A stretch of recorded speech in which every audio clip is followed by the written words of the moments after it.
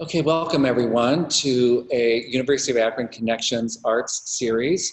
We are here from the Myers School of Art, and I am in the Emily Davis Gallery. My name is Arnold Tunstall. I'm the gallery director here, and I'm working with Rachel Reynolds and John Aylward, our graduate assistants from the Arts Administration Program, who help manage the gallery. And we have some faculty here, and we have an artist from the exhibition. So we're going to be talking with these folks. And before we start that conversation, I just wanted to let you know about the exhibition a little bit. The exhibition is called Suffrage, Inequality, Persistence, Justice. And this exhibition popped into our heads about a year ago, knowing that 2020 was going to be an election year and was likely going to be a passionate election year, and it was also the anniversary of the 1920 decision about women's suffrage. And one of the very first artists I asked to be in the show is with us tonight, Shani Richards. But also we have two guests with us tonight who are here on campus from the Women's Studies program. And as they start talking, I asked them to introduce themselves. Mary Therese and Kara Carvan. I think I just said that incorrectly, excuse me. And they have been really instrumental in helping us put this contemporary artwork, which is made by 7 regional artists, into context historically. The artists in this exhibition have been thinking about this work and doing work about empowering women, women in politics, or the vote in particular. For this exhibition. Some of the work has been made previously. Quite a few pieces have been made specifically for this exhibition. So we invite you to come see it. We'll be open through mid-December. We're open 10 to 5, Monday through Friday. Tuesday and Thursday afternoons, we're partially closed due to a watercolor class that takes place in our lower gallery. Okay, let's start. We'd love to hear from Mary and or Kara. Mary, we'll start with you about some historical context for the suffrage movement. When did this start? I mean, we know that 1920 is the anniversary date, but we also know that this struggle started long before that. Yeah, so thank you so much for having me here at this event. I'm Mary Therese, and I'm the director of the Women's Studies program at the University of Akron.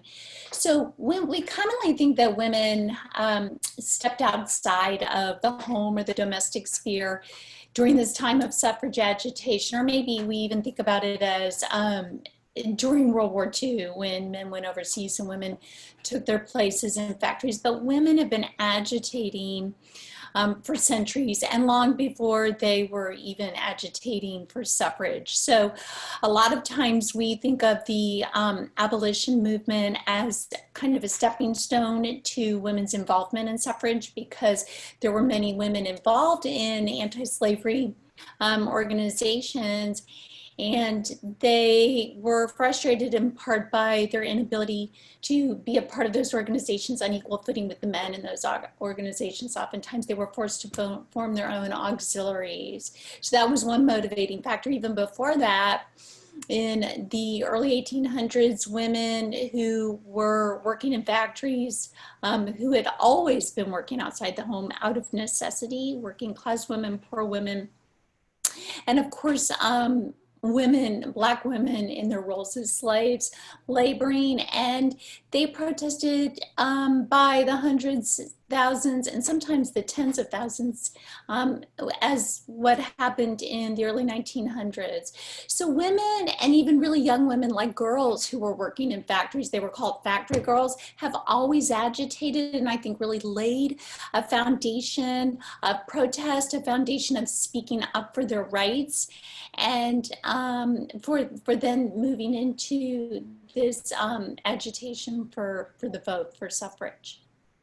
Fantastic. And this exhibition is built around, partially around the anniversary of the 19th Amendment. And if you could speak kind of briefly to that, either one of you, about who did this give rights to? Because we say 1920 is, women got the vote, but not all women obviously got the vote at that time. Yeah, I think that it's easy for us because when we think about history, we like there to be one date that we can point to and say, like, this is when this happened.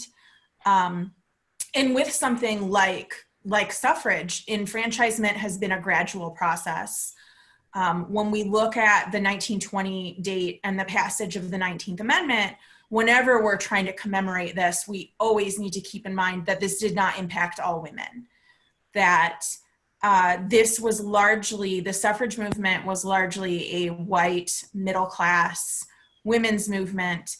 And once that amendment was passed in 1920, the women who were leading that movement were sort of like, okay, well, we got our vote, like, bye, and sort of just stopped, and didn't keep in mind that this was not universal enfranchisement for women, that we can look at particularly minority women and women of color who were completely left out of the passage of the 19th Amendment. In particular, Native American women can't vote because they're not even considered US citizens until 1924. Asian American women are largely unable to vote because of similar citizenship issues for both Asian American women and Asian immigrant women, and that's not going to be fixed until the 1950s.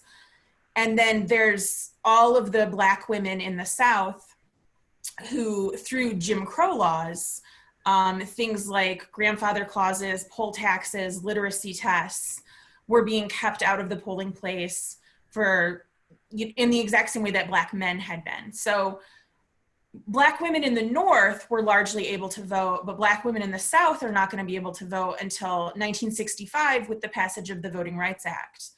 And so when we talk about this 1920 date, it's really important that we need to, like, be aware that there's an asterisk attached to that date, that women who can vote at that time, like, there's huge swaths of the population that are being left out of that conversation.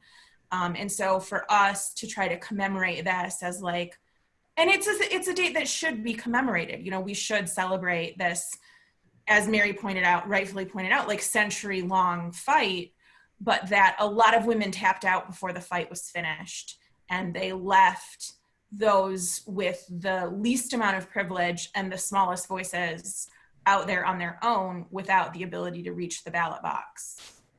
Yeah, and the more I was researching, the artists I wanted to include in this exhibition and the ideas of that anniversary, the more astonished I was at the things that I didn't learn in school. And the fact that you just said the sentence of that, Native American women weren't considered US citizens until 1924 is horrific. And it speaks to, the systemic problems that still exist today for many peoples. And oftentimes the majority of the people on the planet are women.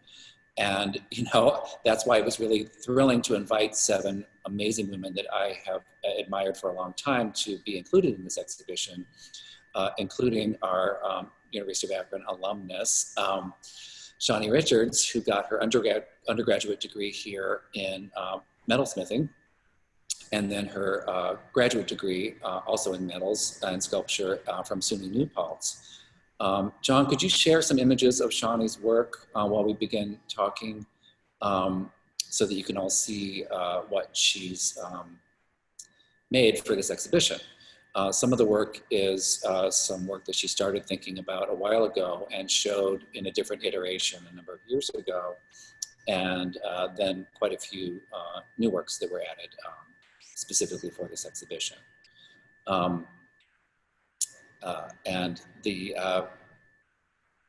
very first piece we're seeing is a remarkable work that was just finished and installed today in honor of Justice Ruth Bader Ginsburg. And I'll let Shani talk about this piece. Shani, please introduce yourself and let us know a bit about this work.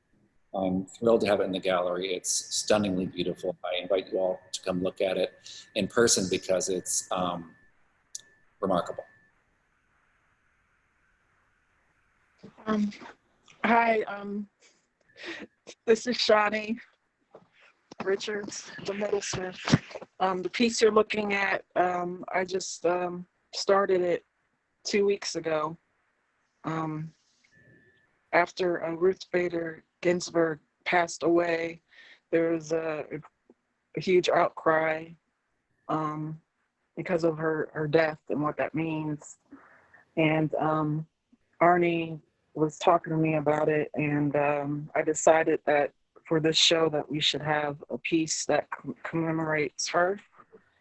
So the piece that you see there is, it says, I ask no favor of my sex. All I ask of our brethren is they get their feet off our necks. This is a quote that Ruth Bader Ginsburg said very often. It's a quote that begins the documentary of the film about RGB. But it wasn't her quote. It was actually Sarah Gimpsky. It's her words, and she was a considered by some to be the mother of the suffrage movement. So this piece is a reflection of Ruth Bader Ginsburg, and also it holds a community of women. You know, like it's not just one, you know, that that helped get Ruth onto the Supreme Court in the first place. There was years in a struggle. So I thought the quote, how much it meant to her, and the fact that it's from the mother of the, considered the mother of the suffrage movement, that it made sense. And Ruth Bader Ginsburg, she also wore a lot of collars, and she had a reason she wore her collar. She had a closet full of people that send her collars. And I was particularly drawn to a 3D printed collar that someone sent her, which I should know, but I don't. But I like the aesthetic of that one. And it helps process designing the piece. Thank you, Shani, for illuminating about, you know, where and why you started that. I'm wondering, Kara or Mary, do either of you have a response? This is the first time you've seen this piece, either about the piece itself or about the speaker of those words. It's an amazing piece. It's really amazing, Shani. It reminds me of how the struggle is ongoing, especially in the wake of Ruth Bader Ginsburg's death and of what's happening with the Right. ongoing nomination, et cetera. So it also reminds me of something that happened recently. I believe in about 2013. It was a Supreme Court decision called the Shelby decision that by and large gutted the Voting Rights Act of 1965. And so that, you know, also ties in the idea that this is an ongoing struggle, that it hasn't come to an end, that even when we celebrate an anniversary, it should also be a reminder of the work that still needs to be done. Great. I think it's interesting that not only did Ginsburg have a whole collection of collars, but she had collars that she wore like for specific reasons. So she had a collar that she would wear when she was dissenting a decision. She had a style of collar that she would wear when she was, you know, in the majority of a decision. And so I think that, you know, not only are the collars become sort of symbolic of her, but that they had specific meanings and symbols attached to them. And this piece is so wonderful that it really, I feel like for many of us, her death is still like very, very fresh, and that there is this feeling of grief and mourning. And that this is just a wonderful tribute to her. It's a remarkable tribute, and I can tell you, she probably won't say so, but Shani has been filing and sawing her fingers to the bone over the last few days. This piece is definitely a labor of love. And Shani, if you could you talk about this piece? This artwork includes a lot of labor. And how does the act of making and that work inform the work that you do? And what role does work or labor play in what you make? And John, if you could show us some more of the images of the broom pieces that she's made for the exhibition. Yes, this is, I started this body of work in grad school. It's called the Hanging Cabinet series. And you could think of women, but you can also think Black men or men in general, because hair is important to them as well. Like Malcolm X, before he became Malcolm X, he got a caulk, which a caulk, if you don't know, is another term and harsher form of a perm, which straightens hair. And like that broom in particular, has the gray broom with the gray hair has lye soap in it, and lye it's used to make soap, but it also on its own it can cause extreme damage to a person's skin and scalp if used improperly. But people would go to the ends, do anything to straighten their hair, because hair used to be a form of people think of skin color, but actually it was the hair texture was a way of showing your status, your race. And these pieces, they're familiar objects. Everybody has used a broom or a mop. And I was really inspired by just observing, like I was at a movie theater once and I saw a mop in the corner, like ignored, kind of like how the working people are ignored in this country. It feels like, so there's a lot of symbolism and meaning in these pieces. Hair is one of them, but I used like wood. I burnt them. I used I braided hair. It's just very like a ritual, like very therapeutic to me. These pieces, because as a Black female artist, I feel like an investigator. I'm trying to make sense of the world in my work, and these are like a reflection of that. That's interesting, Shani. So are you saying that some of these pieces are designed to give you sort of the labor that becomes sort of contemplative for you? Does that repetition help you in some way? Or are you looking to find work that focuses you? I mean, I admire this so much because I couldn't saw brass for days on end. There's just no way I could do it. And clearly it's something that you've done for your whole career. And what attracts you to that work, the physical labor of making these pieces? I don't know. I mean, the work that I put in and making objects that have to deal with race and being Black, it's a labor of love. Because I've been doing all-nighters to get that collar finished, but I guess I was thinking about the community that was mourning. Labor comes through, Shani, and I think it's palpable when you see an object that someone has poured energy into. As someone who worked in a museum for most of their career, I feel that objects have power, and that especially handmade objects, and this is a hand-sawn piece of metal, with a definite labor of love to make it, and then that power is in that object, and that really comes through to the viewer, whether you are aware of it or not, I think. And that's one of the most exciting about making an art exhibition about this stuff that is very often seen as history or something that's in a book. and maybe either Mary or Kara, if you could speak to that idea of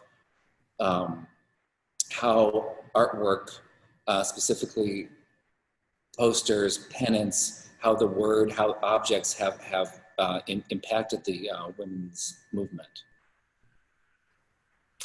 Yeah, certainly women used a variety of forms of communication to get their voices heard, especially because they couldn't voice their desires through the vote, right? So they, for instance, one thing that women utilized was the petition.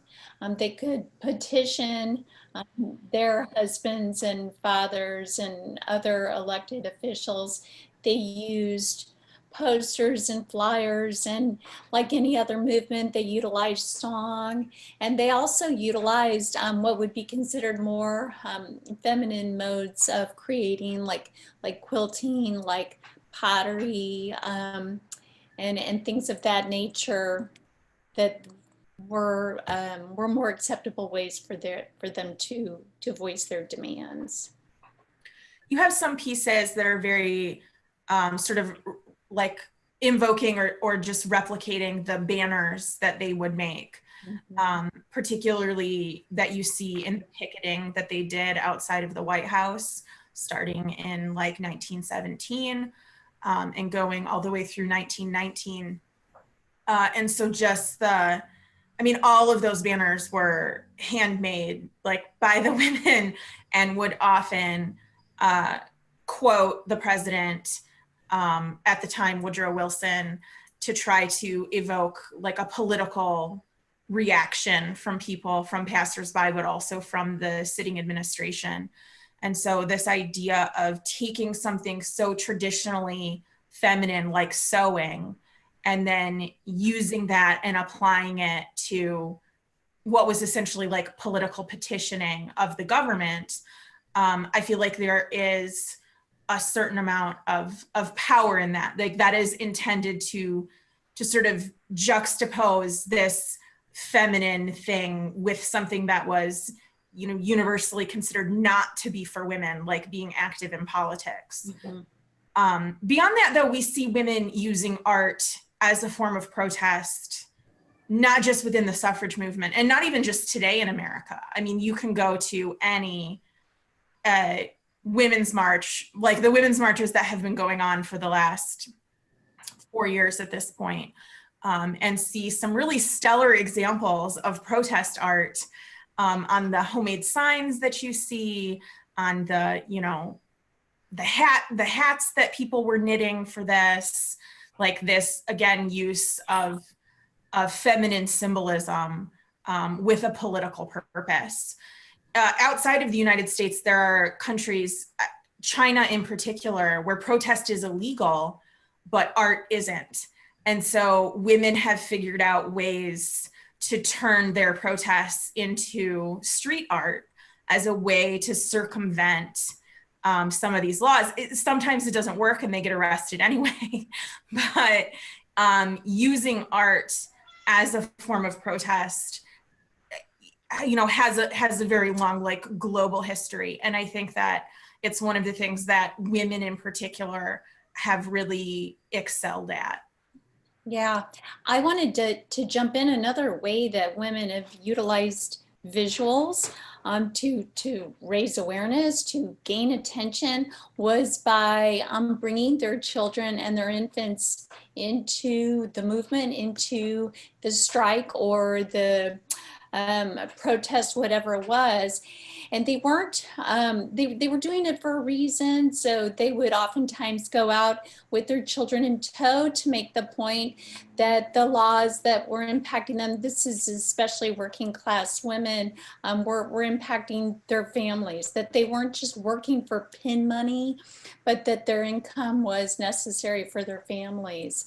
In fact, Mary Harris Jones, Mother Jones, she's one of the more well-known labor activists, organized what was called a children's brigade. So they were very intentional about it and bringing their children out and incorporating them. And that was certainly a visual a visual tactic that really spoke volumes. Wow. John, could you share some of the posters that are behind me? I know we have some close-ups. This is the work of April Blakeney, and she made these as a contemporary artist slash activist who almost always uses her artwork to make statements, whether political or otherwise. And she made these actually to be shared with her brothers and sisters who were getting on buses and going to Washington, D.C. and in Cleveland and in New York City in January of 2017. There are only a few left, and we were lucky to get a few for the exhibition because she made them to be used as women did in the turn of the century and leading up to 1920. And they were purchased by people and used. And we're really thrilled to have them. I love that we have one that has a quote from Salt and Pepper in it. That makes me really happy. And to show that women are still using artwork to amplify their political voice. And I'm always impressed with artists who use their artwork for their personal vision, like Shani's work that we talked about a little bit earlier, and some of the work that April did. We also have work by Corey Slauson and Elizabeth Emery, who made work about contemporary women in politics, senators in particular. And I was wondering maybe, Kara, could you talk, there's Corey and Elizabeth's work. And I need to mention and give a shout out to my friend Jason from Birchwood Supply Company, who lent us these remarkable flags that are in the exhibition. We think they may be as old as the 1880s, 1890s, turn of the century. They're remarkable, huge linen flags. And you see here some more of Elizabeth and Corey's wonderful work celebrating these congresswomen and senators. Either Kara or Mary, could you speak to the state of women's rights today and people like Tammy Duckworth who are currently in Congress, and obviously we have a very important thing happening this year with Senator Harris being many, many firsts. So could you speak a bit to that? Yeah. In terms of Kamala Harris, she is only the third woman to ever run for vice president.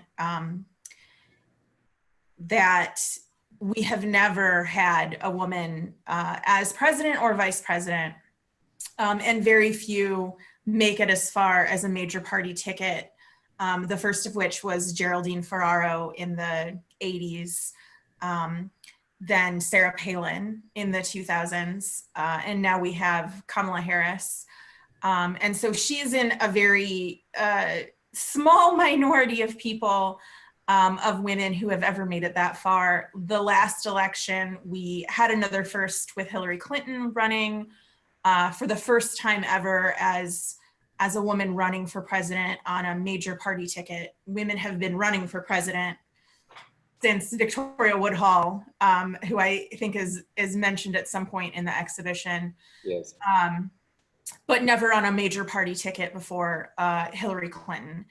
And as we all know, none of those women made it into the White House. And so we've never had a woman as president or vice president.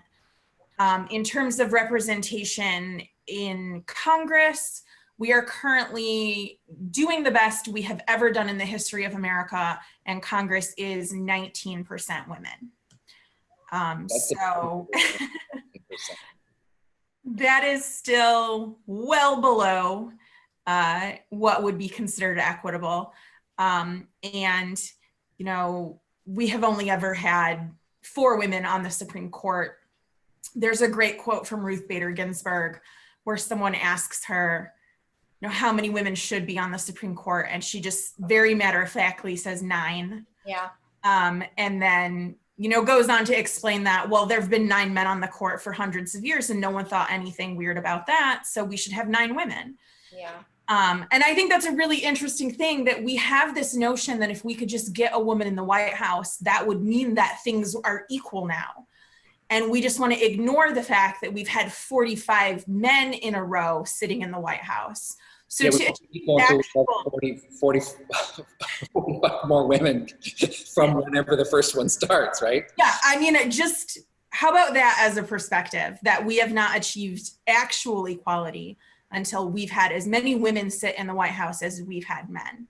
And yeah, and if I can jump in, and I think I'm probably just stating the obvious here, but getting a woman in the White House or as a vice president or on the Supreme Court doesn't guarantee women's rights, as we know that Amy Coney Barrett is as far away from women's rights and feminism as one could think. Sarah Palin, same thing. So I wouldn't want to, for at least for me personally, it's not about identity politics. However, having said that, women do have experiences that shape their worldviews and their values in ways that you think or you hope, given their political consciousness and so forth, would lend itself to feminist ideas, to progressive ideas, to advocating for the rights of women, but that's not a guarantee. So.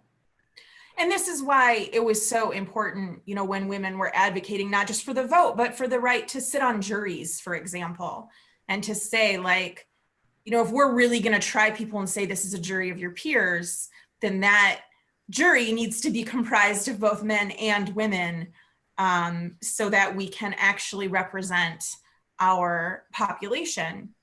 So I absolutely agree with Mary on that women who are not going to help other women or even bring in, you know, specific perspectives about women's issues, things like childcare or birth control, things that disproportionately impact women. That said, that there is something very symbolically powerful about being able to look at the highest court in the land or the highest political office in the land and see your gender represented there, possibly for the first time ever. And so while the politics, like, I agree, like, we cannot focus solely on identity politics. That is not a good thing. But I also don't want to discount, like, the symbolism attached to that and the impact that could have on little girls, you know, looking at this list of 45 or 90 people who have sat in the White House, if we're including vice presidents, and not seeing a single woman on there.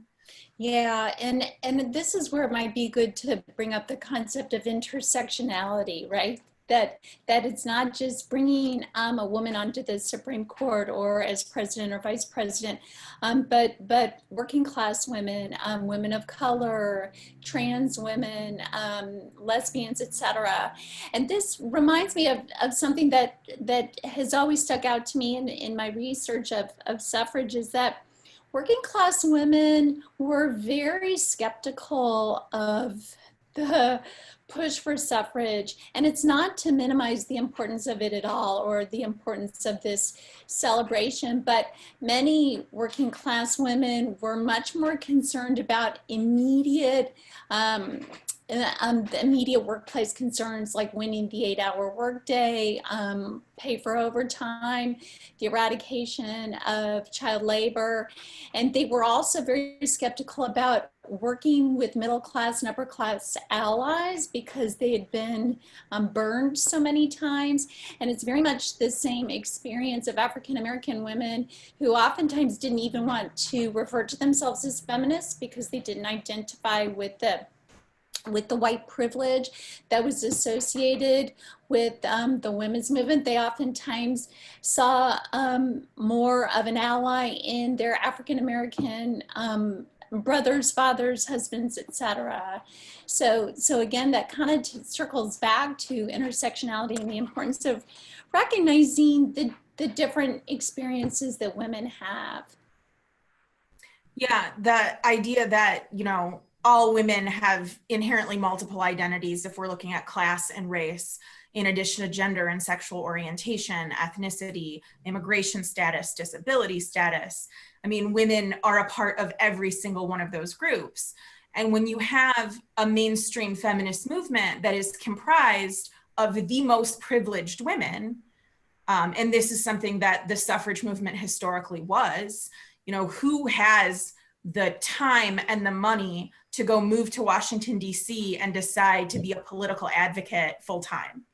That the answer to that was upper class white women whose parents paid their rent. And so if you're a working class woman and it is those upper classes who have traditionally oppressed you, and then these women come to you and say, hey, we're all on the same side, we're women, like, let's work on this thing together because it'll be good for you. Oh, sorry about that whole paying you poverty wages thing. Like, you're gonna be a lot less likely to be like, great, let's go. Meanwhile, you had other women. The one that I can think of off the top of my head is Emma Goldman, who was a working class labor activist and anarchist, who basically said, I'm against suffrage because women shouldn't be fighting to participate in a corrupt political system. We need to burn it all down and start over instead. Like, rather than fighting for suffrage, we should be fighting for full-on revolution. And just to jump in here, Carol, one of my favorite quotes from Emma Goldman is, if voting changed anything, they'd make it illegal. Yeah, so that gives you the other take on what the vote meant, you know, to some women. Yeah. Well, I appreciate all these comments, especially about intersectionality, because I've been watching the response to Senator Harris just being chosen. You know, so if she doesn't even win, little girls of Southeast Asian heritage and Black girls are seeing someone like they did in Michelle Obama in a place that they've never seen them before. And that's the kind of thing that you can't turn off, you know, once it's turned on. And I think the same thing with some of these protest posters. And I remember, you know, some of my good friends getting on the bus in Akron and going to DC or Washington with their sons and daughters to join in these protests, and how so many of these things that appear to be historic are happening, you know, and we're making history now, you know, every one of us, hopefully, this is a reminder to vote. If you're seeing this and it's before December 3rd, get out there. I did yesterday. And I think it's just really fascinating to watch new generations being awakened to the things that matter, and that their voice, whether they're an artist or a politician or a student or, you know, whatever, where they find themselves, that they do, luckily enough in this country, have the ability to say something and not be afraid to be arrested. Well, right? People are still getting arrested. They are. And I think that, being idealistic. yeah, I think that one of the things that is maybe frustrating for me looking back and saying, okay, this is a historic year for us as an anniversary of the passage of the 19th Amendment, is feeling frustrated by how far we still have to go. And feeling frustrated that we're still having these same fights and still having to fight for these same rights over and over and over again. And that, you know, Mary mentioned the gutting of the Voting Rights Act that happened last year, and that we're reaping the consequences of that right now with this current election, with a lot of states doing what they can to suppress votes, particularly in poor areas, in minority areas, in Black areas. And that we're seeing this happen, like, live in front of us, these rights being eroded that we thought we had won 100 years ago. Mm-hmm. That the reality of that is, here we are fighting this again, like this same fight over and over again. And we still, you know, for women, we don't have an equal rights amendment still. Like, that is still on the table. Like, that's something that was first proposed in 1923 by women who had fought for the passage of the 19th Amendment and then went, okay, what's the next step? And to them, the next step was the Equal Rights Amendment, which is still not ratified today. And so this idea you know, I mentioned this earlier, that the fight isn't over, and that a lot of women, you know, in the suffrage movement felt like, well, we got ours, you know, we're rich white women, like we're done now. But there was also a lot of women who were like, no, there's like, we have to turn our attention now to an equal rights amendment, to labor reform, to birth control access, to all of these other things, to education. And we're still having those fights. And it's really important to like commemorate events like this, but also to have these great pieces that point out how far we still have to go on display. Yeah, it's scary how it's often other women that dampen the process, like the Equal Rights Amendment, or Margaret Schaefer. Oh, am I getting the name right? Are you talking about Phyllis Schlafly? The lawyer with 8 kids. Yes, the lawyer with 8 kids that was, yeah. And then we have, you know, the new possible Supreme Court. You know, it's scary how we have to fight each other, women fighting other women,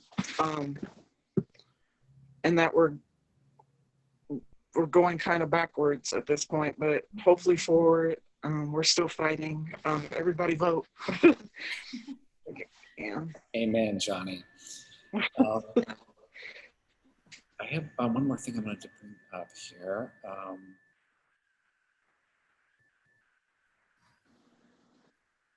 I think we covered most of our questions already.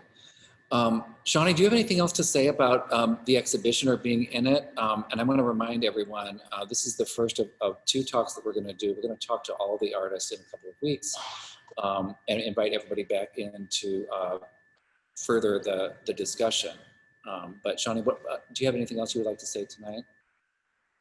Yeah, I haven't talked about my work out loud in a long time. I apologize if it wasn't clear, because I see things in many different angles, and I may have made this work during my grad school, but I made new pieces just for it because it fits as far as crafts and women, and women as a caregiver or seen as that stereotype. I just hope that people will come see the show and they'll be transported, and will be able to put themselves in see another point of view. I think, and also those felt pieces. John, can you show those felt pieces, the posters, the one? I really love those pieces. Votes for Women at the entrance. I don't know that we have an image. Yeah, bandana, yes. Oh, okay. Well, this is a reason for you guys to come and see the show. The hours of the gallery are 10 to 5, Monday through Friday, right, Arnie? Got it, yep. And we're here, and it's very safe. You can come anytime between 10 and 5, and there's one of them. There's a banner. There's a lot more to see. Yeah, the banners are not exact replicas, but close to the banners that were made by British women first, and then copied and brought over here to the United States. And 3 current students and staff made those for us. You can also see the little row of photographs there made by Amber Anderson, who's also an alumnus of this program, actually 2 programs, as an undergrad in photography and a grad student in arts administration.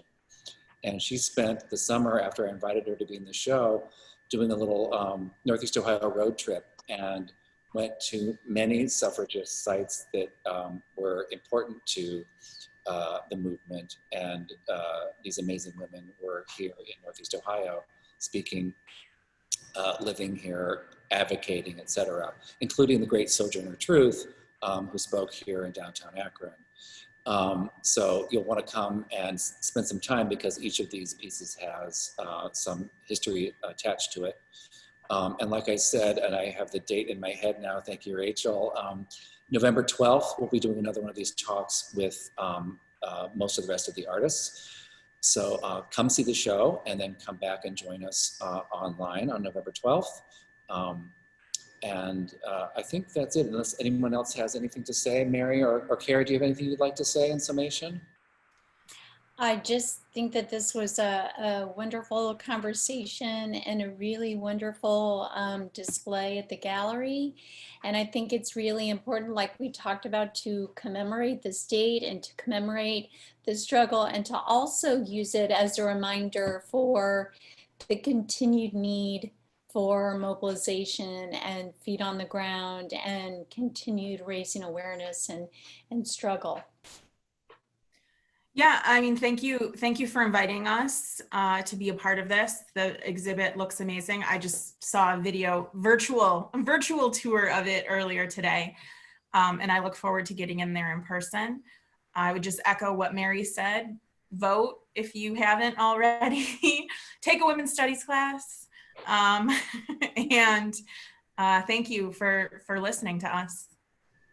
Well, thank you. And thank you for your incredible knowledge. We are so thrilled to be able to partner across campus with another department to bring your incredible wealth of knowledge to this exhibition. And we really appreciate that. And I would second that. If you are in any way motivated to take an art class, take a women's studies class, and use your voice, please do so. Thank you all so much. I'm going to say good night, and we'll hopefully see you again very soon. Please come visit us in the gallery. Thank you. Thank you.